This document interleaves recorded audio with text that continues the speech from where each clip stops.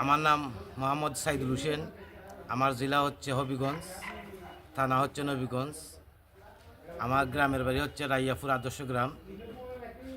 আমি খেদমাদা ওখানা নরসিংদী, ওইখান থেকে গ্যাসের জন্য আর নাকের ফলিফাসের জন্য ওষুধ আনছিলাম। আমার খুব হাজ হয়েছে। আমার 11 বছরের রোগ প্রায় 2 মাসে ইনশাল্লাহ কমে গেছে। আর আমি এখান থেকে খুব সুস্থতা পেয়েছি। আমার ভাইয়ের বন্ধু, ফ্রেন্ড বন্ধুরে আমি আনিয়া দিছি, তারারও কাজ হয়েছে। আর ইনশাল্লাহ যদি আপনারা কারো গ্যাস, ওরসোফাইল, ফিস্টুলা, এনাল প্রেশার থাকে, নাকের ফলিফাস থাকে, তাহলে আপনারাও দয়া করে এখান থেকে ওষুধ আনিয়া খাইবা, ইনশাল্লাহ কমবো। কারণ আমার প্রায় 2 থেকে 2.5 লক্ষ টাকা গেছে এই রোগের জন্য।